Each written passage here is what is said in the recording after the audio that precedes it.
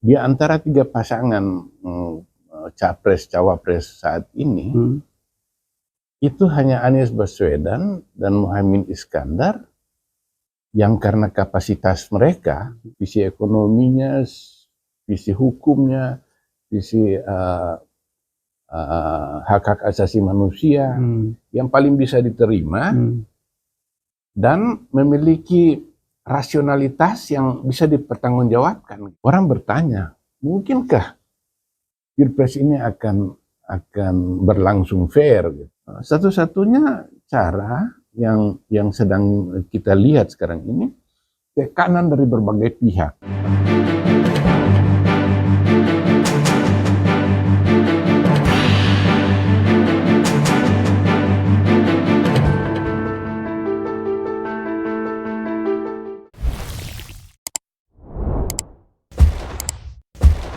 Assalamualaikum warahmatullahi wabarakatuh. Waalaikumsalam warahmatullahi wabarakatuh. Bib Smith, apa kabar? Baik. Masya Allah. Sehat-sehat ya? Sehat-sehat. Iya. Senang berada di sini nih. Itu dia. Di Has Channel ini. Has dan Peace Channel. Ya, Masya Allah. Peace Channel, ya. Kita ini Bib, kita perhatikan yang kita dorong ini, koalisi perubahan ini semakin hari semakin melambung tinggi ya. Ya. Sementara di pihak lain itu masih meributkan tentang debat dan segala macam, tapi pasangan Anies Gus Imin ini semakin hari semakin dicintai oleh rakyat ya. Bagaimana menurut antum nih? Iya, memberi harapan. Ya, jadi begini, kita ini sedang mengalami krisis moral dan krisis hukum. Juga masalah ekonomi, daya beli masyarakat menurun, rupiah terdepresiasi, kemudian industri nggak tumbuh. Nah, ini membuat optimisme kita menjadi negara maju di tahun 2045 ketika kita merayakan satu abad kemerdekaan Republik Indonesia yang sebelumnya diramalkan oleh para pakar di dalam maupun di luar negeri. Pada tahun itu, tahun 2045 itu, Indonesia akan muncul sebagai suatu negara maju, paling tidak berada di peringkat kelima dunia. Itu makin redup optimismenya. Karena kita sedang memasuki suatu kondisi kebangsaan yang bermasalah. Nah, keadaan ini hanya bisa diatasi oleh seorang calon presiden yang memahami betul keadaan bangsa hari ini. Ya. Nah, di antara tiga pasangan capres-cawapres saat ini, itu hanya Anies Baswedan dan Muhaimin Iskandar yang karena kapasitas mereka, kapasitas intelektual, kapasitas moral, integritas, dan pemahaman mereka yang komprehensif tentang bangsa Indonesia yang sakit hari ini, itu yang paling menjanjikan untuk kita bisa keluar dari terowongan gelap saat ini. Itu bisa kita lihat dari visi misi Anies Cak Imin sekarang ini. Visi ekonominya, visi hukumnya, visi hak-hak asasi manusia, indeks pembangunan manusia, masalah korupsi, itu semua yang hari ini menjadi keprihatinan bangsa Indonesia saat ini itu tidak akan bisa terjawab kalau Pilpres mendatang ini yang tinggal 2 bulan lebih sedikit itu melahirkan capres-cawapres yang bukan Anies Caimin. Karena kita lihat dari visi-visi mereka, integritas mereka, rekam jejak mereka pada masa lalu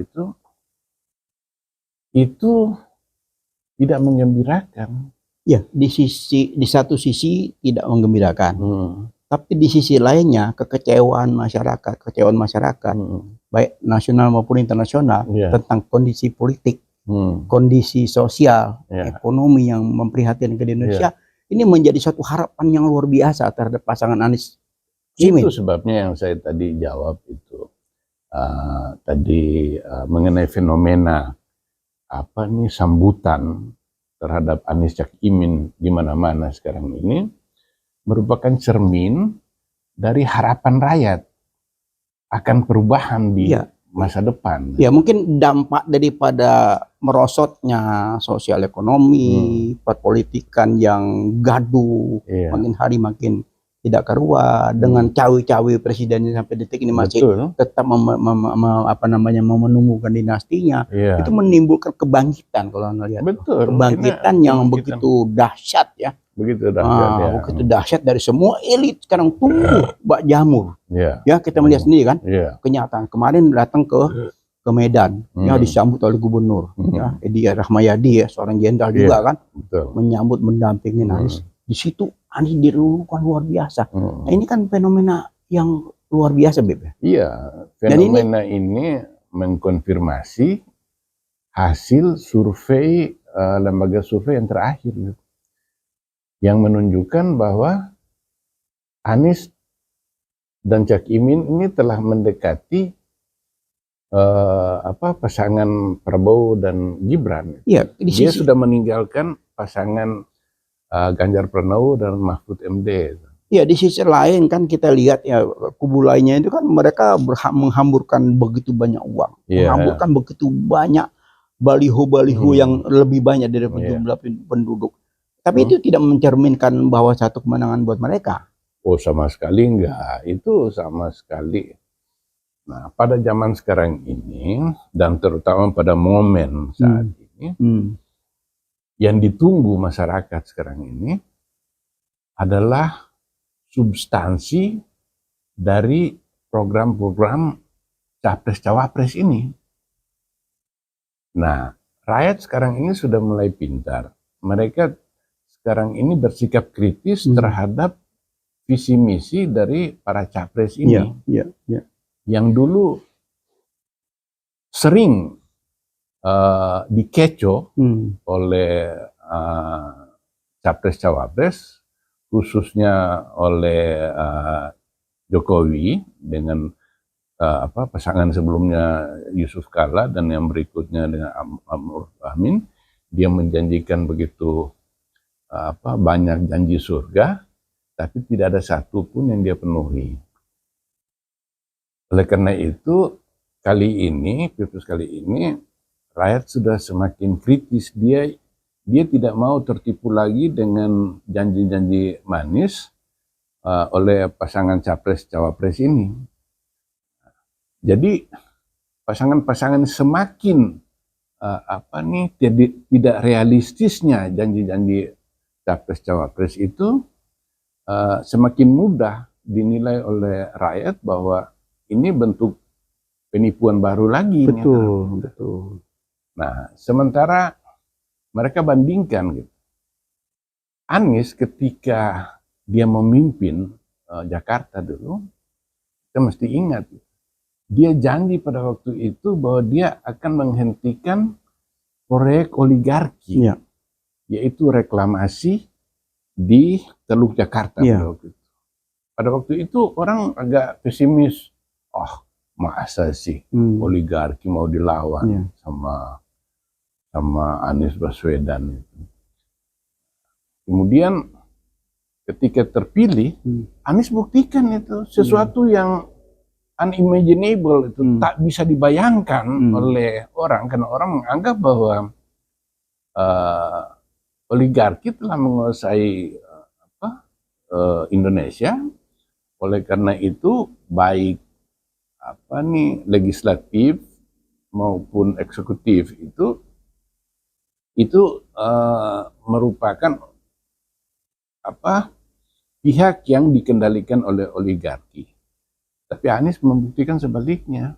Nah, kembali ke oligarki.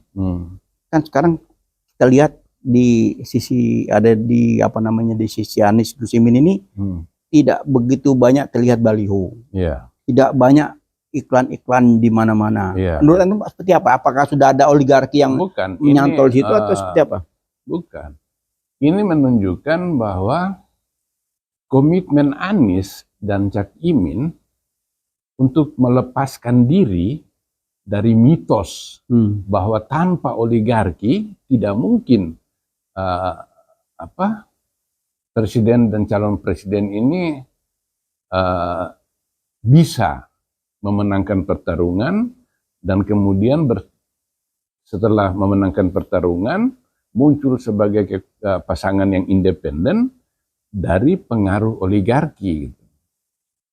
Oleh karena itu, fakta bahwa sedikitnya baliho Anies dan Cak Imin, bahkan di kampung saya di Ternate, bukan di Pondok Cabe Ilir. Itu saya melihat bermunculan saat ini baliho Prabowo dan Ganjar. Anies hanya sedikit sekali. Ini menunjukkan bahwa pihak Anies Cak Imin ini sengaja memasang jarak dengan oligarki agar supaya kelak kalau mereka memenangkan pertarungan, mereka betul-betul pasangan yang akan mengabdi untuk kesejahteraan rakyat seluruh Indonesia tanpa kecualinya. Dan itu jangan kita bilang, wah itu omong kosong, karena Anies sudah membuktikan dia bukan cuma menutup reklamasi bernilai 500 triliun pada waktu itu. Meskipun saya dengar dan saya percaya itu ada upaya suap untuk Anies bernilai ratusan miliar oleh oligarki terhadap Anies. Tapi dia menolak. Dan dia juga menutup klub malam Alexis. Itu bahkan Ahok yang katanya gubernur yang tegas, yang yang taat kepada aturan, itu nggak berani Alexis, karena itu adalah pemiliknya adalah oligarki, dan yang datang ke situ itu para elit. Ini menarik nih. Jadi pemilik tidak mungkin bahwa Anies waktu itu orang bilang dia bisa menutup hal itu, dan dia lakukan ternyata. Nah dasarnya kenapa Anies menghentikan proyek oligarki pulau-pulau reklamasi itu, karena dua hal pada waktu itu. Pertama, merusak lingkungan. Dan itu sudah diteriakan oleh masyarakat sipil yang bergerak di bidang lingkungan. Yang kedua, dia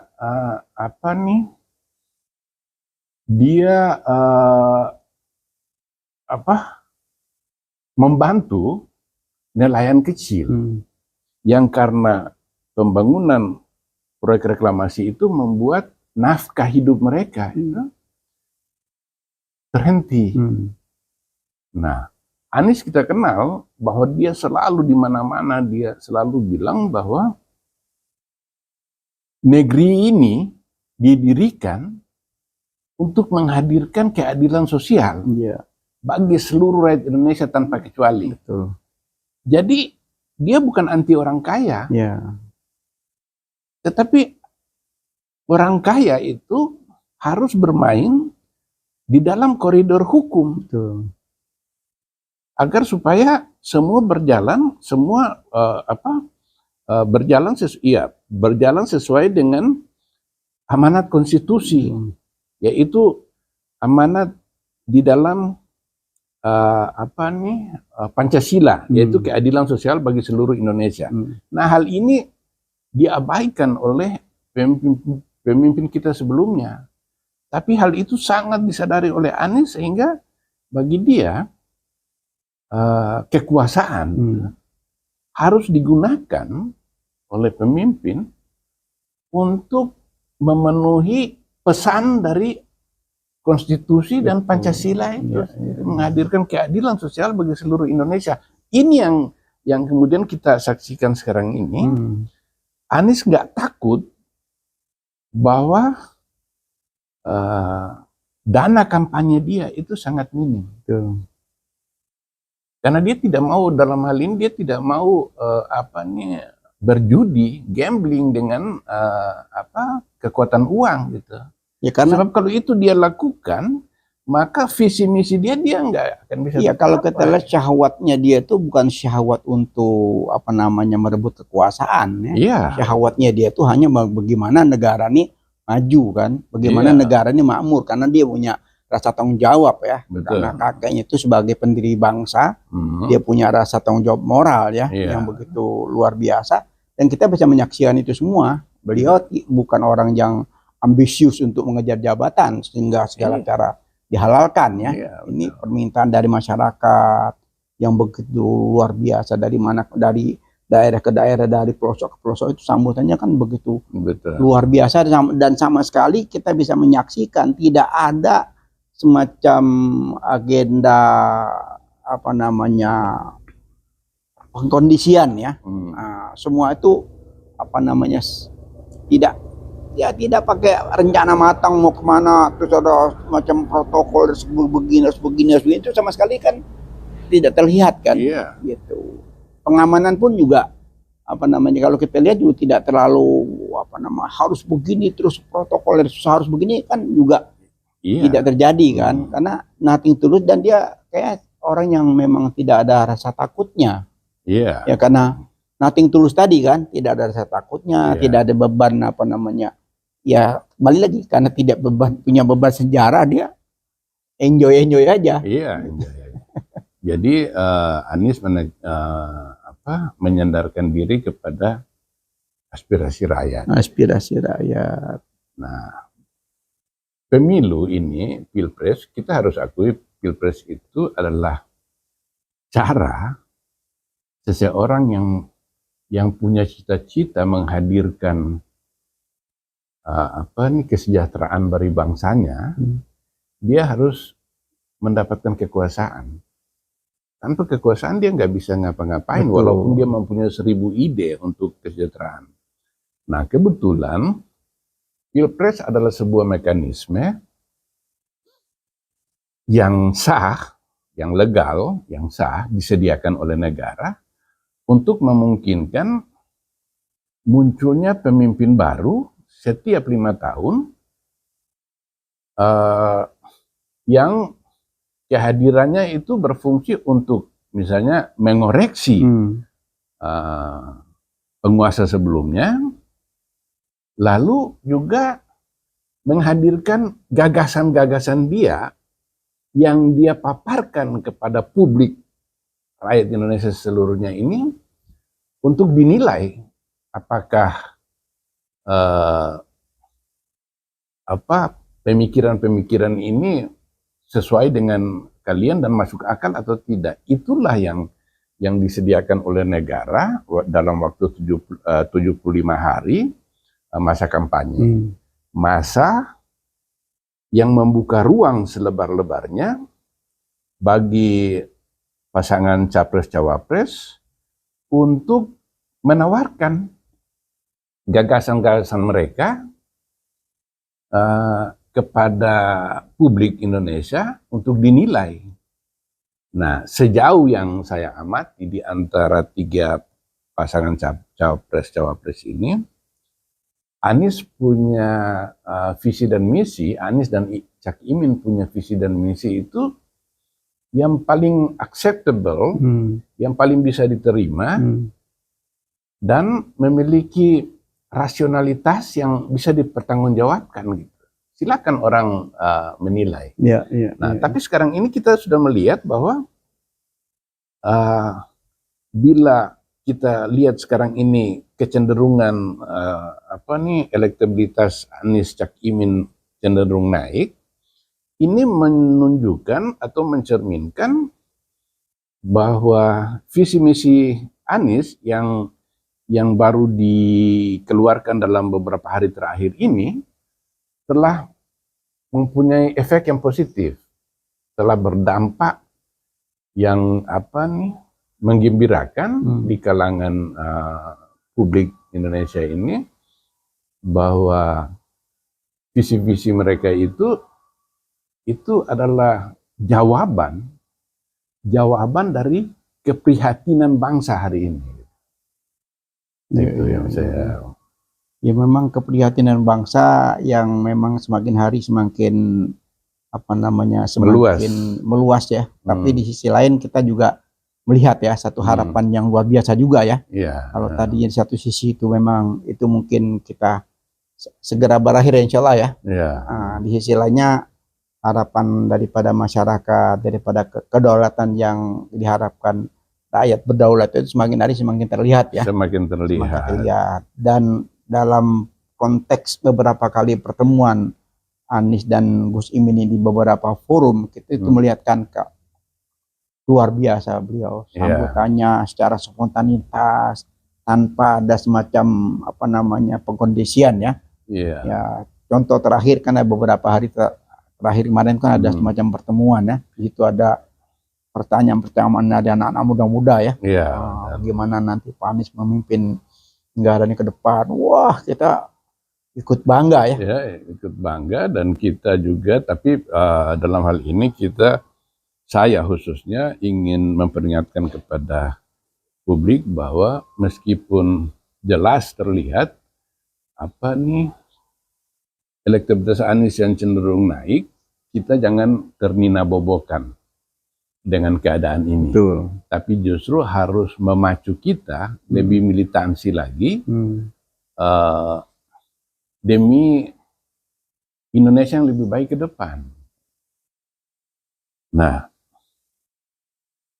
cukup kita merasakan sebuah keadaan yang memprihatinkan ketika dalam 10 tahun terakhir ini kita telah salah pilih terhadap presiden yang secara fisik penampilan luarnya itu nampak sebagai presiden yang sederhana, presiden yang muncul dari tengah-tengah rakyat kecil. Ternyata kita telah memilih di authoritarian personality, kepribadian yang otoriter. Bahkan otoritarian presiden sekarang ini itu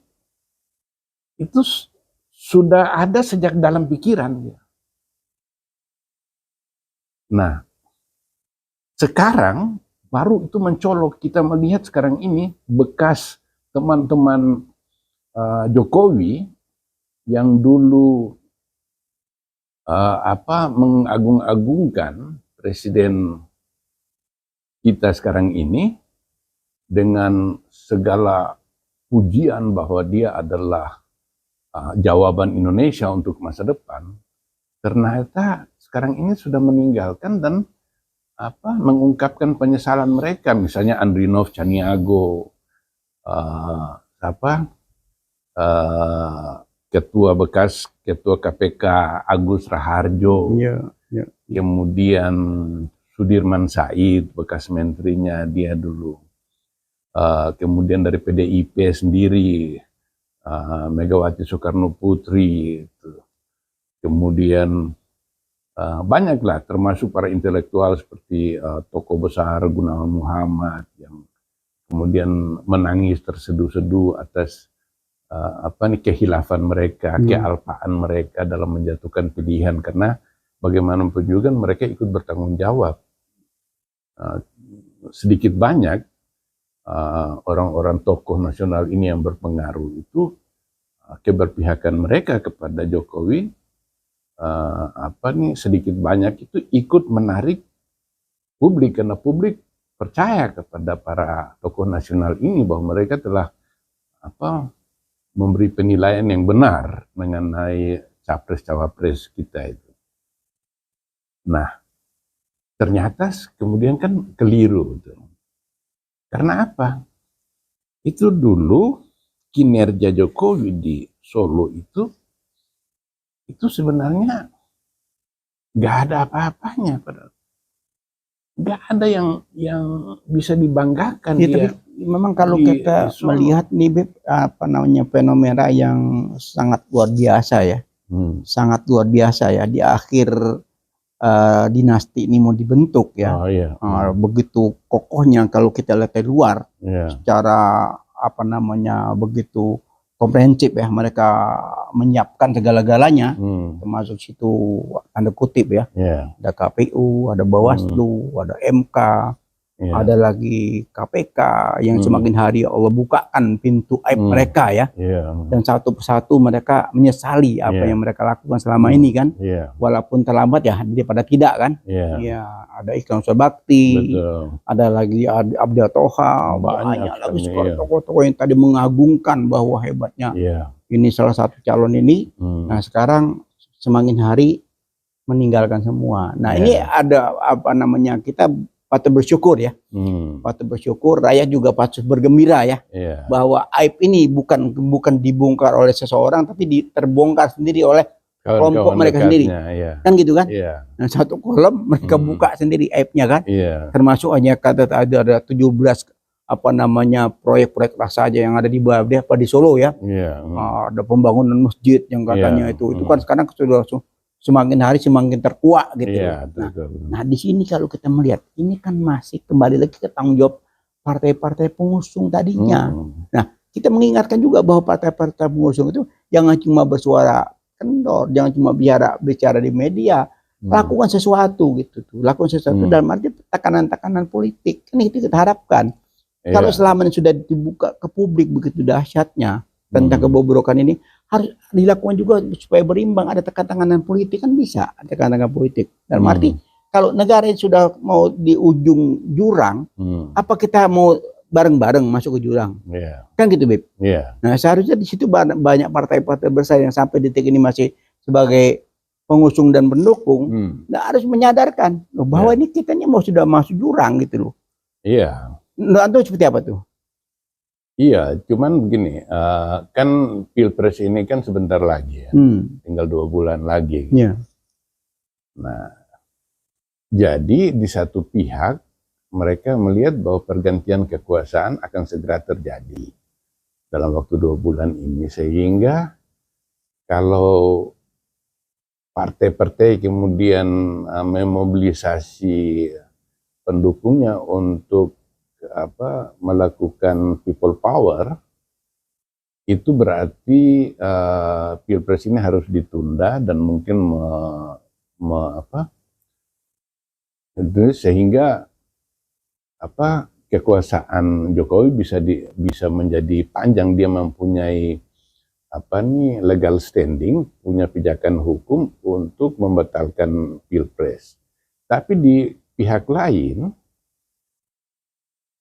banyak pihak yang kredibel, yang termasuk saya juga, ya percaya bahwa Pilpres ini tidak akan berjalan fair. Karena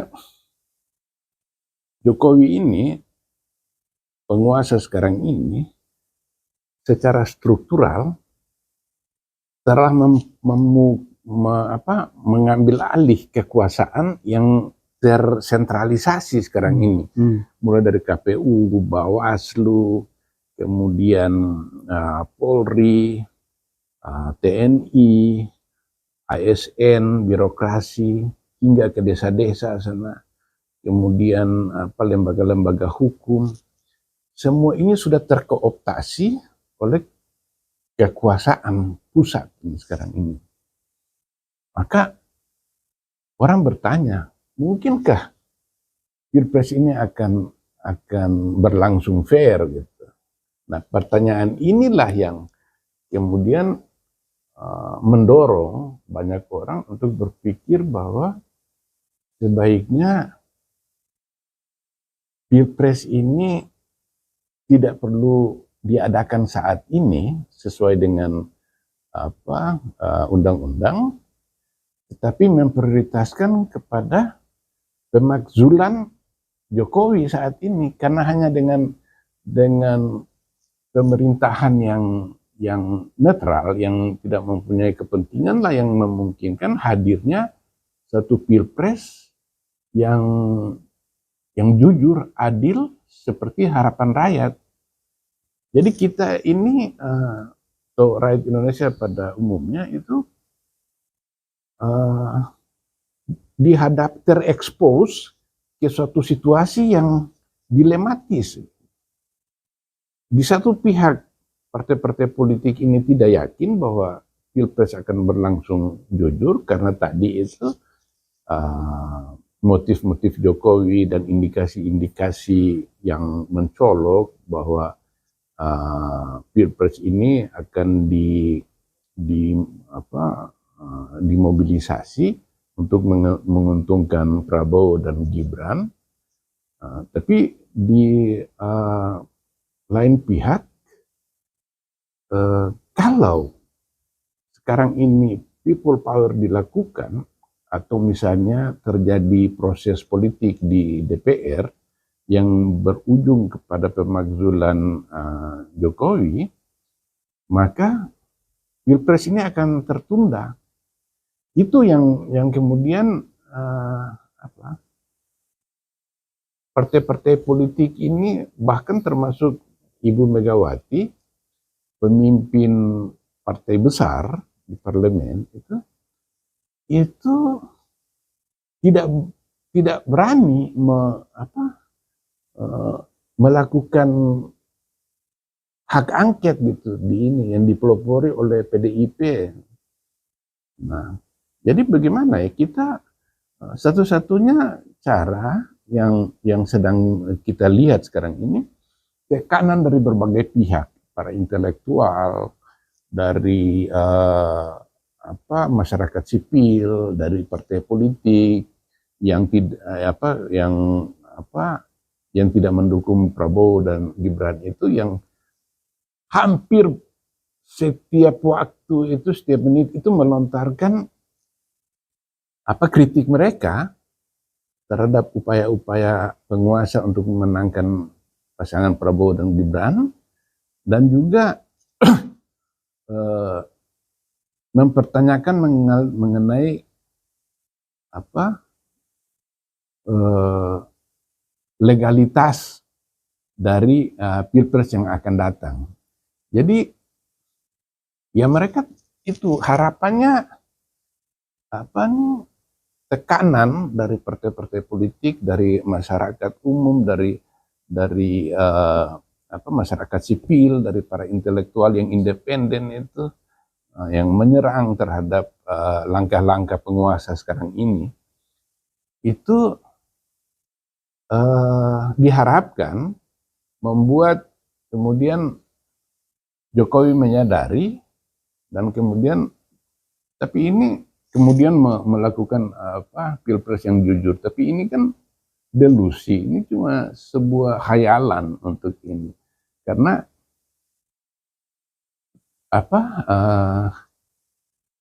Jokowi nggak mau berjudi untuk membiarkan Pilpres berjalan fair, namun di pihak lain mengharapkan atau ingin memastikan bahwa Prabowo dan Gibran akan menang. Karena kalau Pilpres berjalan jujur, kemungkinan besar yang akan menang itu Anies dan Cak Imin. Ya, memang kalau kita melihat fenomena pengkondisian ya, bahwa dinasti ini itu tidak main-main ya, mereka berjuang dengan segala cara ya. Sekarang sudah terlihat kan, sudah terlihat bahwa keberpihakan KPU juga makin menonjol kan. Tapi kita juga senang juga di sisi lainnya ya seperti kita ini kan Iya. banyak sekali yang mengkritisi kan. Iya. Jadi KPU berkali-kali kita di podcast ini kita mengingatkan jangan bermain api. Iya. Baik KPU maupun Bawaslu ya. Sudah cukup lah ya KPK sudah jadi korban, pimpinan KPK sudah jadi korban, di MK juga sudah jadi korban. Kan banyak lembaga-lembaga yang sudah jadi korban kan. Nah, tapi juga di sisi lain masih ada beberapa lembaga yang kita bisa harapkan. Contoh seperti di Kejaksaan kan sekarang ini kan. Di Kejaksaan itu sudah mengungkap semua kebobrokan tentang rezim ini ya. Yang korupsi yang tadinya itu di luar dugaan tiba-tiba ada seorang Aksanul Kossasi yang terlibat di dalam kasus korupsi, mengembalikan uang sekian puluh miliar ya. Bahkan ada lagi katanya tuh sekian puluh miliar juga di DPR kalau sudah kebagian ya. Jadi kembali lagi kalau diangket dan pemajulan segala macam itu kayaknya satu hal yang impossible juga, Bib. Karena mereka juga sudah ini korupsi berjamaah gitu loh. Kalau dibongkar sama aja dia membongkar kotak Pandora, yang dia bongkar habis ya dampaknya kan kemana-mana. Mereka kan nggak mau itu kan. Tapi rakyat juga sekarang punya pilihan. Punya pilihan, elit juga punya pilihan. Seperti kita juga selalu bersuara keras bahwa ini enough is enough gitu loh. Silakan, iya, sekalian silakan boleh punya ide, punya segala macam cara untuk memenangkan. Oh, debat aja yang tadi sudah begini dirubah begini. Ini saatnya kritis ini makin hari semakin tajam. Jadi tidak bisa lagi mereka tuh berharap dengan segala macam skenario. Dan saya yakin bahwa pemilu ini tidak bisa mereka katakan, wah ini sudah jelas curang. Itu kan sebetulnya kasat mata ya. Semua orang yang hebat-hebat semua menolak. Pemilu ini harus jujur. Dan mau tidak mau ya, baik itu istana senang atau tidak senang, pemilu ini harus jujur. Dan desakan dan kontrol dari masyarakat itu semakin hari kan semakin tajam. Gitu loh. Dan kita juga dalam beberapa kali kita semacam anjuran ya kepada masyarakat, saat inilah bangsa ini mau kemana arahnya.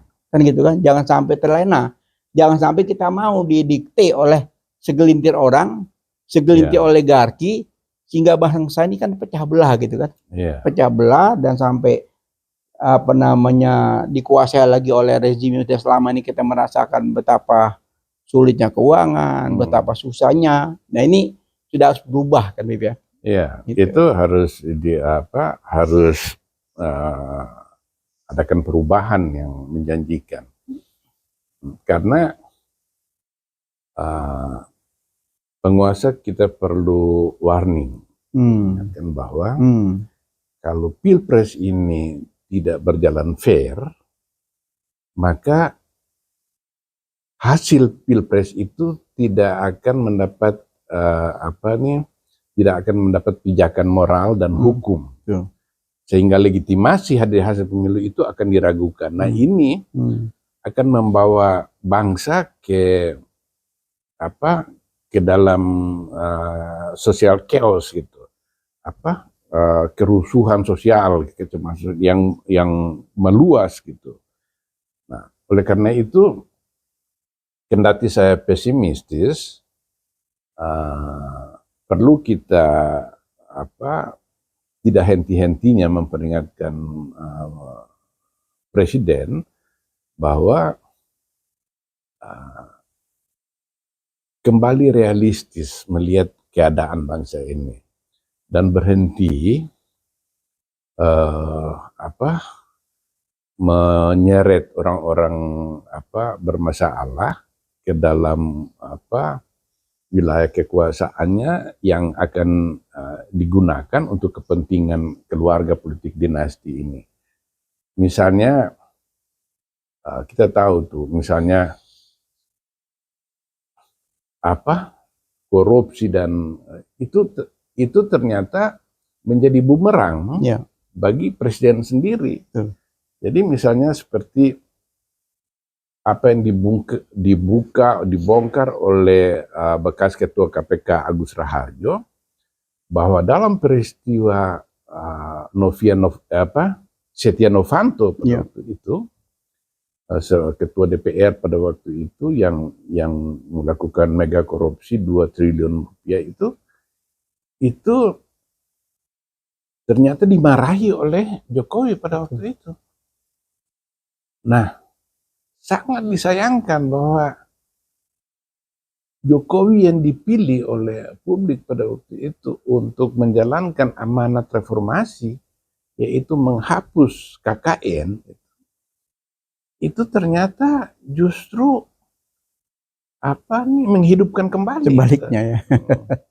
Dan kemudian karena masalah itulah dia perintahkan KPK untuk ditarik menjadi rumpun kekuasaan eksekutif yang berada di bawah presiden dan dilakukan revisi sehingga KPK itu menjadi alat kekuasaan. Kemudian berikutnya, bekas Menteri Agama Fahru Rozi menyatakan bahwa Jokowi perintahkan dia untuk mempersangkakan, untuk membubarkan FPI. Fahru Rozi tidak mau, bukan karena jenderal ini mendukung ideologi dari Rizik Syihab atau FPI, tapi dia tidak melihat bahwa ada suatu kepantasan untuk melakukan pembubaran terhadap FPI. FPI itu salah apa gitu. Nah, kita di dalam negara demokrasi, semua kelompok masyarakat itu harus diperlakukan dengan fair. Kalau ada kelompok yang tidak sejalan dengan aspirasi pemerintah, tetapi dia tetap berjalan dalam koridor hukum, artinya dia tidak melakukan suatu makar atau penentangan terhadap konstitusi, maka hak hidupnya dia itu harus dibiarkan gitu. Nah, hal inilah yang menjadi pegangan dari Fahru Rozi, Menteri Agama pada waktu itu, untuk menolak perintah Jokowi untuk membubarkan FPI. Karena itu dia dipecat, dan setelah dia dipecat, baru Jokowi bubarkan FPI gitu. Ini adalah suatu perusakan terhadap amanat konstitusi juga, reformasi juga, yaitu amanah melakukan konsolidasi demokrasi di Indonesia itu yang berkeadilan, dalam arti bahwa semua kelompok politik di dalam masyarakat itu mempunyai hak hidup sepanjang dia berjalan dalam koridor hukum, sekeras apapun penentangan dia terhadap pemerintah. Misalnya di Amerika Serikat ada gerakan neo-Nazi itu yang menganggap superioritas kulit putih. Itu barusan di Belanda itu kan Geert Wilders itu menangkan pemilu di Belanda. Nah, dia ini adalah tokoh Islamofobia, tokoh pendukung superioritas kulit putih dan anti imigran. Tapi walaupun ini suatu partai politik yang berbahaya dan tidak sesuai dengan semangat hak asasi manusia dan demokrasi di Belanda, dia dibiarkan hidup dan dia menang pemilu barusan. Nah, ini kita yang bangga dengan demokrasi, sistem demokrasi yang katanya merupakan sistem demokrasi yang mengagumkan di antara negara-negara Islam, tapi ternyata dibunuh oleh Jokowi dengan cara itu membungkam orang-orang kritis. Bukan cuma FPI dibubarkan, Rizik itu dengan cara berbagai alasan dipenjarakan. Lalu ada sosiolog yang kritis seperti Dr. Sagandan Nainggolan. Masuk Bui juga. Masuk Bui. Kemudian ada Jumhur Hidayat, seorang tokoh sipil yang yang menggerakkan buruh untuk mendapatkan upah yang adil gitu. Masuk yang Buya juga dipenjarakan juga. Kemudian ada seorang Munarman. ahli hukum Munarman dari FPI dipenjarakan. Nah, kemudian misalnya Sudirman Said, dia itu menterinya Jokowi yang ketika Pilpres 2014 itu orang-orang yang anti SBY itu mengangkat mengenai isu Petral itu, perusahaan Petral itu, dan Jokowi juga itu. Tapi ternyata begitu Jokowi menang, kemudian Sudirman Said mengambil satu langkah yang akan memperkarakan Petral, tiba-tiba diganti. Iya, dimarahi oleh Jokowi dan kemudian dipecat. Jadi gini Beb, kalau kita lihat ini aib ini semakin hari kan semakin terkuat. Semakin terkuat. Jadi subhanallah yang membuka itu dari rezim itu sendiri. Iya. Ya kan, satu persatu nih. Iya. Nah kita berharap Beb, ini kita berharap ya, kalau tadi KPK sudah terkuat ya perilakunya, muncul lagi di MK juga terkuat kan. Iya, dan ini saya mau tambahkan sedikit. Bukan cuman orang-orang itu yang di luar Jokowi, keluarga Jokowi misalnya. Tahun lalu itu kan dosen Universitas Negeri Jakarta, Ubaidillah Badrun, itu melaporkan ke KPK itu masalah KKN-nya anak-anak Soeharto, Jokowi itu. Tapi kemudian di PTS-kan oleh sangat masuk akal laporannya. Bagaimana mungkin anak-anak ingusan yang lain tiba-tiba jadi milioner, disuntik dana sekitar 90 miliar itu oleh Sinarmas, di mana perusahaan ini tadinya itu melakukan perusakan hutan di Kalimantan yang di pengadilan didenda kurang lebih sekitar 2 triliun. Tetapi begitu dia suntikan dana 90 miliar ke putra-putra Jokowi ini, itu kemudian denda itu dikecilkan, nggak sampai 100 miliar. Soalnya ada uang kompensasi tadi kan? Ya itu. Nah, hal-hal ini yang kemudian ingin yang dilakukan oleh Jokowi, dan dia ingin Prabowo dan anaknya yang belepotan dengan masalah itu. Kita perlu singgung juga mengenai kenapa Prabowo itu ngotot melanjutkan IKN. Karena di sana ternyata konsesi-konsesi tanah di ibu kota baru itu ternyata dimiliki oleh Prabowo dan adiknya Hasyim Joyo Hadikusumo itu. Nah, oleh karena itu kelangsungan hidup dari rezim Jokowi, walaupun Jokowi sudah tidak lagi berkuasa, namun harapan dia dengan memasangkan anaknya dengan Prabowo itu diharapkan, dan Prabowo berulang kali mengatakan bahwa dia akan meneruskan program Jokowi. Sementara rekam jejak dari Prabowo ini meragukan, dan komitmen dia kepada, karena dia ini bekas anak mantunya Soeharto, seorang jenderal yang juga belum bisa membuktikan bahwa prestasi dia ketika dia menjadi Menteri Pertahanan kemudian akan berkuasa. Ini sesuatu yang tidak masuk akal. Ya, jadi kalau kita lihat kasat mata persekongkolan antar koalisi ini yang didukung oleh 7 partai, mereka kan selama ini kan yang merasakan kenikmatannya. Mereka kaya raya, mereka berkuasa, mereka berpesta pora, mereka berjoget-joget ria. Sementara di sisi lain rakyat menderita di mana-mana, dia nggak lihat itu. Mereka berjoget ria aja, nggak peduli gitu. Nah, kita berharap nih, Beb, ini sudah ada pintu masuk yang sangat bagus. Kalau KPK tadi sudah mulai terkuat, Jadi sudah ke ruang publik ya, semua Iya. orang tahu apa yang terjadi selama ini kan. Yang selama ini kita cuma duga, Iya. satu persatu terkuak semua. Iya. Sekarang yang ada di rezim, yang ada di kementerian juga semua terkuak, yang dibuka Iya. oleh Pak Harun Razi ya, tentang pembubaran FPI, tentang suasana sidang waktu itu, siapa saja yang menentukan siapa harus bubar seperti apa.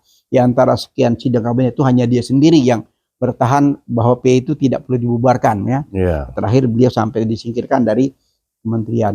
Tapi dia bersyukur. Beliau bersyukur dibubarkan FPI itu pada saat dia sudah tidak di dalam. Iya. Dia bersyukur. Nah, ini sekarang ada yang menarik nih, Bip. Mudah-mudahan ini juga menjadi satu pintu masuk ya, yang selama ini kita memuja-muja ya. Semua orang wah ini dipuja nih, BPK ini suatu lembaga yang luar biasa. Nah, sekarang sudah mulai terbuka boroknya. Artinya berapa tuh uang yang dikorupsi oleh BPK? Kebayang nggak? Sekian tahun loh, hampir 10 tahun ini kekuasaan ini yang selama ini, contoh ya, laporan tentang kekayaan ada beberapa tokoh yang dilaporkan kepada KPK sampai sekarang kan tidak tersentuh hukum. Jelas-jelas itu terjadi korupsi, tapi tidak tersentuh, ya kan? Nah, karena terjadi sekarang kasat mata sudah terbukti terjadi kong kali kong di antara mereka dengan bukti konkret seorang Ahsanul Kossasi yang jadi tersangka sudah pakai baju urit, baru sadar dia mengembalikan uang kepada kejaksaan sebanyak kurang lebih 40 miliar uang dolar. Uangnya itu apakah ini nggak melukai hati rakyat? Lembaga ini juga perlu diaudit. Karena saatnya ada orang-orang yang ada di BPK itu yang sadar gitu loh. Kalau kemarin di KPK sudah ada Agus Raharjo yang dia buka semuanya. Sebelumnya juga banyak, ada Abraham Samad, ada Nompos Baswedan, ada penyidik-penyidik yang sudah dibuka seluas-luas tentang kebobrokan di KPK, tapi nggak mempan. Abdul Ali Ahab Mahwa juga ngomong berkali-kali tentang, tapi bagaikan angin lalu nggak dianggap. Nah, sekarang BPK kita berharap dalam waktu dekat ini kalau bisa Ahsanul Kossasi menjadi semacam whistleblower, ya kan? Udah kepalang dia buka ini, dia sadar, dia jadi whistleblower, dia buka apa yang terjadi di borok yang ada di BPK. Ya, di samping itu kita juga mungkin bahwa menurut Profesor Ilmu Tata Negara yaitu Denny Indrayana menyatakan bahwa dalam kasus Setia Novanto itu, kasus EKTP itu Jokowi telah melakukan pelanggaran hukum itu dengan dia melakukan intervensi kepada KPK. Pada waktu itu KPK masih lembaga yang masih otonom, independen ya. Independen. Sehingga menurut dia profesor yang punya kredibilitas ini bahwa Jokowi telah melakukan pelanggaran secara kasar gitu. Lalu sekarang ini juga ahli hukum, doktor ahli hukum yaitu Mulia Lubis, Dr. Mulia Lubis ya. Todung Mulia Lubis. Todung Mulia Lubis itu sekarang ini sedang menggugat lagi pelanggaran dari KPU yang sekarang ini berencana untuk menghilangkan debat cawapres. Karena kita tahu bahwa Gibran Rakabuming Raka, anak putra Jokowi ini memang tidak mempunyai pengalaman dan pengetahuan yang cukup untuk menghadapi Profesor ahli hukum Mahfud MD dan seorang master Cak Imin di dalam debat ini. Oleh karena itu semua hal yang akan merugikan kubu Prabowo dan Gibran itu diintervensi itu. Sehingga ini tidak seperti tahun 2019 di mana cawapres mempunyai sesi sendiri untuk berdebat di antara ini. Ini KPU sudah menetapkan bahwa format debat cawapres itu diubah gitu. Nah, menurut Todung Mulya Lubis ini sebuah pelanggaran undang-undang, karena di dalam undang-undang itu disebutkan bahwa debat capres-cawapres itu akan dilakukan sebanyak 5 kali. Iya. 3 kali adalah debat capres, 2 kali 2 cawapres. kali cawapres. Ya, tanpa didampingin. Iya. Nah, ini KPU mulai mengelabui, katanya tetap dilakukan 5 kali. Iya. Tetapi tidak seperti 2019 di mana cawapres hadir sendiri-sendiri menghadapi lawan-lawan mereka. Itu kali ini didampingi oleh. Jadi ini kembali Beb ke siasat tadi ya, siasat busuk ya. Iya, karena ini dilihat ini akan akan sangat merugikan Prabowo, karena Gibran mungkin akan jadi tertawaan penonton. Tapi publik. Ini Beb, kalau kita lihat ya, dampak daripada siasatnya KPU tadi, itu justru sekarang sudah membuahkan hasil. Orang sudah semakin tidak percaya, semakin buat pasangan ini semakin tercampakkan kan. Belum mulai sudah seperti ini. Jadi kalau kita bilang ini semacam mereka buka aib sendiri gitu loh. Iya. Ya kan? Ya, kenapa tidak apa adanya saja sehingga tidak menimbulkan gunjang ganjing kan? Nah sekarang dibikin seperti ini, timbul gunjang ganjing, timbul jadi sorotan, bahkan dilaporkan oleh Todung tadi kan. Nah ini kan memalukan kan. Gitu. Tapi dia akan melakukan segala cara, karena kalau dia biarkan, maka peluang kemenangan Anies Cak Imin ini terbuka lebar. Jadi dan setelah kita urai tadi mengenai pelanggaran-pelanggaran yang dilakukan oleh Jokowi itu menjadi ketakutan bagi Jokowi kalau sampai pemimpin berikutnya bukan Prabowo dan Gibran. Iya, ini kan sebetulnya kan kritis daripada bukan sekedar masyarakat ya. Kalau kita lihat yang kritisnya kan banyak. Seluruh ya tidak tertutup, dari mulai profesor, dokter, semua elemen masyarakat itu semuanya kan sudah nggak kuat menghadapi ini semua. Jadi saya cuma merasakan ada seorang dokter dia lagi berpraktek, dia begitu gusarnya mikir negeri ini. Sampai saya sambil mereksa berobat dengan dia menyempatkan diri curhat gitu. Pengen rasanya sudah nggak sanggup lagi dengan kondisi saat ini, kepengennya buru-buru berganti gitu. Saya sampai tanya, kenapa dok? Ya saya kita lihat sudah kasat mata segala macam, sudah sebuah keburukan semakin jelas, udah nggak sabar pengen segera mungkin rezimnya segera berakhir gitu. Dan itu terasa sekali kan. Nah tapi kok makin dableknya ya rezim ini, makin dableknya koalisi yang 7 partai ini ngotot pengen menang dengan segala cara, ya semakin terkuat, menurut saya itu semakin terpuruk, bukan semakin terangkat kan. Iya, jadi inilah akibat dari pragmatisme dalam politik nasional. Pragmatisme itu orang berpikir jangka pendek, yang penting berkuasa gitu. Soal ideologi, soal visi misi, itu tidak penting. Itu cuma alat menipu rakyat aja gitu. Karena memang dalam 10 tahun terakhir ini kan ada 60-an janji Jokowi gitu, itu tidak satu pun yang dia laksanakan, dan dia aman-aman aja. Sehingga ada presiden gitu, bahwa pemilu itu adalah ajang tipu-tipu terhadap rakyat. Gitu. Nanti setelah berkuasa, itu terserah kita deh. Ya, tapi kalau untuk 2024 ini sudah nggak bisa lagi mereka mau tipu-tipu lah. Rasa-rasanya ya, karena kritis daripada masyarakat, sorotan dari masyarakat. Iya, kecuali